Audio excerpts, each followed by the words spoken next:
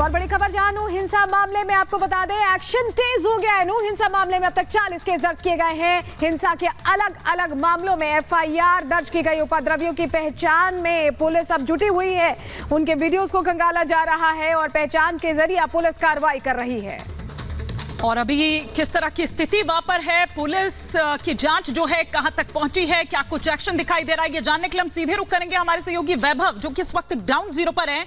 वैभव, पहले तो वहां क्या स्थिति है वो आपसे समझना चाहते हैं और साथ ही साथ पुलिस की जांच अब तक कहां तक पहुंची है, कितनी गिरफ्तारियां हुई है, क्या कुछ एक्शन? बिल्कुल, हम इस वक्त गुरुग्राम में उसी लोकेशन पर मौजूद हैं जहां कल देर रात हिंसा हुई थी। आप देख सकते हैं यहां पर पुलिस प्रशासन जो है वो अब पूरी तरह से मुस्तैद नजर आ रहा है और पुलिस यहां पर अब लगातार जो है वो एक्शन में नजर आ रही है। सबसे अहम यह है कि जो स्थितियां थी उन स्थितियों पर कैसे अब काबू पाया जाए, इसको लेकर प्रयास किए जा रहे हैं, क्योंकि नूह के अंदर हो, सोहना के अंदर हो और गुरुग्राम के अंदर भी हिंसा की आग जिस तरह से कल जली है, उस आग पर अब जल्द से जल्द काबू पाया जाए, ये प्रयास अब बहुत तेजी के साथ किए जा रहे हैं। गुरुग्राम में पुलिस डिप्लॉयमेंट आप देख सकते हैं किस तरह से यहां पर किया गया है। आप एक बार निर्देशक तस्वीरें दिखाएगा इस जगह पर, यहां पर गुरुग्राम पुलिस आपको नजर आ रही होगी। इस पूरे स्पॉट को कवर अप किया गया है और कुछ धार्मिक स्थल थे जिन पर भी जो है वो हमला किया गया था, जिसके बाद अब वहां पर पुलिस फोर्सेस पूरी तरह से आपको मुस्तैद नजर आ रही होगी। सबसे अहम यह है क्योंकि नूह से इस पूरी हिंसा की शुरुआत होती है। नूह में जो तस्वीरें थी वो वाकई डरा देने वाली थी। उन तस्वीरों के बीच देर शाम तक सोहना के अंदर जो स्थितियां थी, सोहना के बाद फिर गुरुग्राम और गुरुग्राम के बीच अब यहां पर जो स्थितियां हैं उन स्थितियों को आप इन तस्वीरों के जरिए बहुत आसानी से समझ सकते हैं। लेकिन अब शासन प्रशासन की सबसे पहले कोशिश यही है कि इन हालातों पर जल्द से जल्द नियंत्रण किए जाएं, जिसके चलते गुरुग्राम पुलिस आपको इस स्पॉट पर नजर आ रही होगी। पैरामिलिट्री फोर्सेस की यानी कि सुरक्षा यहां पर अब कड़ी कर दी गई है ताकि जो शांति व्यवस्था है वो कायम बनाकर रखी जा सके। इस बीच एक बड़ी खबर आपको और बता दें, नूह को लेकर लगातार बड़ी जानकारी आप तक पहुंचा रहे हैं। हिंसा के बाद नूह में सुरक्षा सख्त कर दी गई है। पैरामिलिट्री की 13 कंपनियां तैनात कर दी गई हैं। 6 और कंपनियां अब पहुंचने वाली हैं। नूह में शांति बहाल करने की कोशिश लगातार जारी है। यही एक बड़ी वजह है कि सुरक्षा को लेकर और शांति को लेकर खास तौर पर ध्यान रखा जा रहा है कि शांति व्यवस्था कायम रखी जा सके। तो मेवात में शोभा यात्रा निकाली जाती है और शोभा यात्रा पर पथराव होता है, उसके बाद आगजनी होती है, पूरे शहर में तनाव के हालात पैदा हो जाते हैं। हिंसक झड़प के बाद पूरे इलाके में अब धारा 144 लागू कर दी गई है। वहीं किसी भी तरह के अफवाह को फैलने से रोकने के लिए नूह, पलवल और सोहना में 2 अगस्त तक इंटरनेट सेवा पर पाबंदी लगा दी गई है। रिपोर्ट देखिए।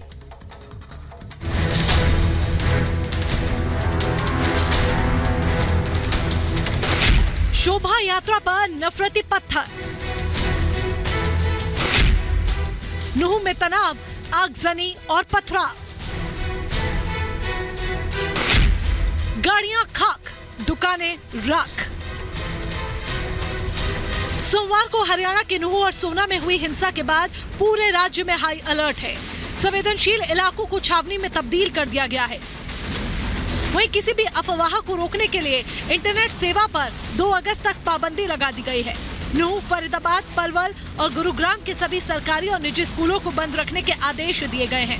राज्य में लॉ एंड ऑर्डर बनाए रखने के लिए हरियाणा पुलिस पूरी तरह चौकन्नी है और लगातार तनाव वाले इलाकों में गश्त कर रही है। देश की राजधानी से महज 1.5 घंटे की दूरी पर बसा हरियाणा का नूह सोमवार को अचानक से नफरत की आग में जल उठा। हिंसा ऐसी भड़की, उपद्रवी भीड़ ने सड़क पर खड़ी दर्जनों गाड़ियों को आग के हवाले कर दिया। आगजनी के बाद की आज सुबह की ये तस्वीरें देखिए और गिनते जाइए। तस्वीरें सड़क पर हुए बवाल की चीख चीख कर गवाही दे रही है। हरियाणा का नूह जो है वो इस वक्त एक युद्ध में तब्दील हो चुका है, युद्ध का रण बन चुका है। इसकी तस्वीरें मैं आपको दिखाता हूँ सीधे। देखिए यहाँ पर सैकड़ों गाड़ियां जो हैं वो इस वक्त लाइव जल रही हैं। ये बोल भी नहीं पा रहा हूँ मैं, पूरी जो तस्वीर है वो मैं आपको दिखा रहा हूँ। देखिए ऐसे प्रतीत हो रहा है जैसे अंधेरा छा गया हो। ये बादल नहीं है बल्कि धुआं है। जो गाड़ियां जल रही हैं उनका ये काला धुआं आपको नजर आएगा। देखिए सैकड़ों गाड़ियां जो हैं वो यहाँ पर जलती हुई नजर आ रही हैं। पूरा विवाद शोभा यात्रा पर पथराव को लेकर शुरू हुआ।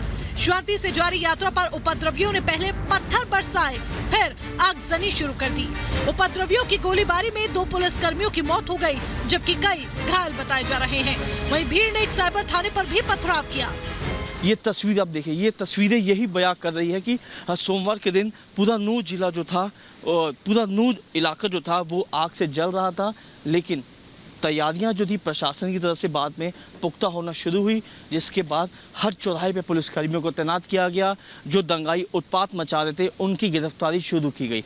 ऐसी कई दर्जन भर गाड़ियां हैं जिनको आग के हवाले किया गया। ये तस्वीर भी आप देखिए, ये साइबर थाने के अंदर का हिस्सा है। बड़े बड़े जो पत्थर हैं वो यहाँ पर पड़े हुए हैं और ये पत्थर यही सबूत देते हैं कि दंगाई काफ़ी तैयारी में आए थे। उन्हीं तैयारी के दम पर इस थाने को घेरा गया, उसके बाद थाने पर पूरी तरह जमकर पथराव किया गया।